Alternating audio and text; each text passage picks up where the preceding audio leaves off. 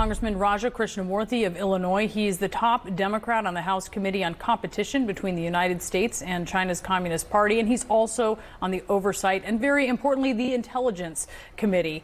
Congressman, to be clear, I do want to give people a sense of where you've been on some of these picks by the president-elect. You've called Mike Waltz and Marco Rubio credible picks for the positions they've been nominated for. But as a member of the Intelligence Committee, what is your concern about Tulsi Gabbard as the pick for Director of National Intelligence?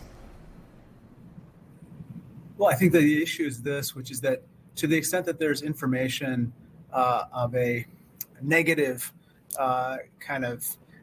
past conduct or negative information or derogatory information that has been denied by any of these picks, whether it's Matt Gaetz or anyone else, and a foreign adversary were to gain knowledge of it, which often happens through cyber hacking and surveillance, then those people could be subject to blackmail, and they would then pose a counterintelligence risk for us.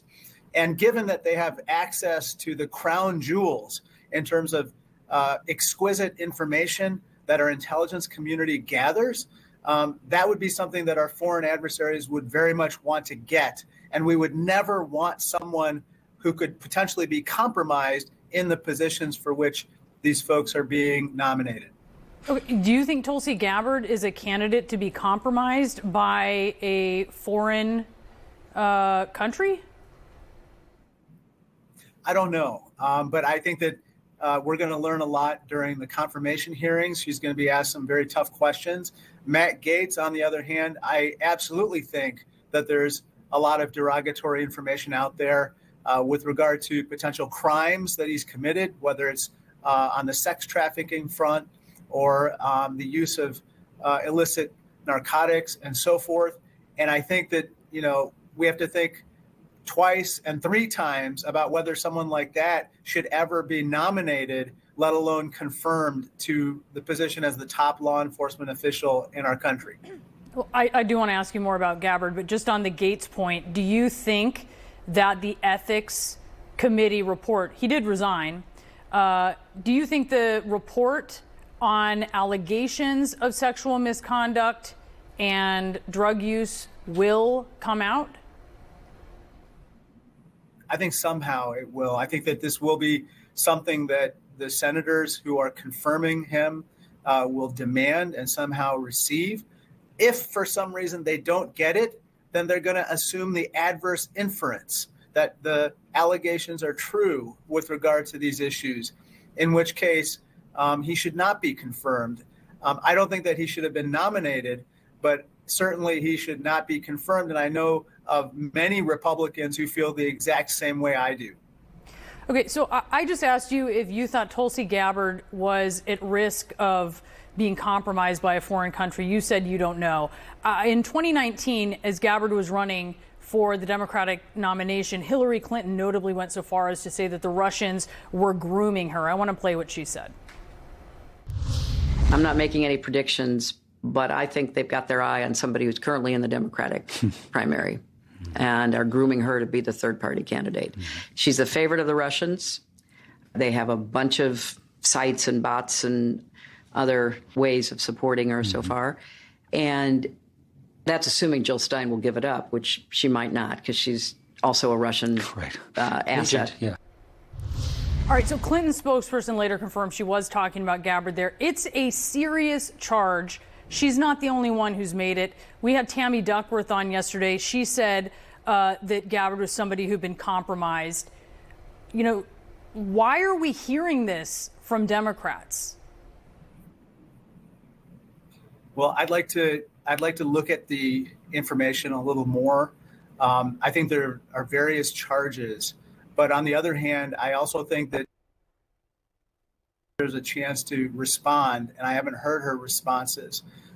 What I'm most concerned about, however, is that there may not even be a confirmation hearing if the majority leader I just want to go back to this because I think this is really important, Congressman. We've heard many people either say this is true, you say you're not sure. I mean, and Just to be clear, do you believe that, even if you can't disclose it, do you believe that there is information? I mean, is this what people are talking about on the Hill, that there's information indicating this thing? Like, clue us in, because the American people deserve to know. I think there's a lot of speculation right now. And I think that this is one of those things where we need to have some answers. We need to know exactly what is going on. But I'm very concerned about some of her statements that she's made, especially with regard to Assad and other rulers abroad and her trip to Syria. And so I think she needs to answer these questions. Okay, and so let's go through those. She blamed the Biden administration for provoking Russia into invading Ukraine. She said they wanted Russia to invade Ukraine. Then she called U.S. sanctions against Russia a modern-day siege against Russia and the Russian people. In 2017, there was that House vote to hold Syrian dictator and Russian ally Bashar al-Assad accountable for war crimes. She was the only Democrat to vote no. As you mentioned, she went and visited him. She didn't disclose who paid for the trip. She visited with him twice on that trip. Is it those things that have you posing these questions? Yeah, I think that, look, there's one possibility that she's expressing an opinion about various things, and they're kind of crazy opinions. It's another that somehow there is a reason why she's expressing those opinions. And we need to understand what's what. I personally don't think that that is a wise choice for DNI. But on the other hand, with regard to the allegation that she's compromised, we need to know more information underlying the concern about why she's making the statements she does. In the Gates context, that's a totally separate issue, which is that we know there's derogatory information about him, and my colleagues are widely talking about it at this point, and not a single person would ever put him on the short list to be Attorney General. Yeah, that is the kind of information that makes him vulnerable. But I do just want to be clear. The thing she has said is making Democrats like yourself wonder if she's some kind of like Manchurian candidate. Well, I think that when you, for instance, praise a dictator like Bashar al-Assad, who's just an absolute butcher in Syria, okay? And you're not willing to own up to his human rights abuses, his torture, his murder, all the other things. Why do you do that? That is the question.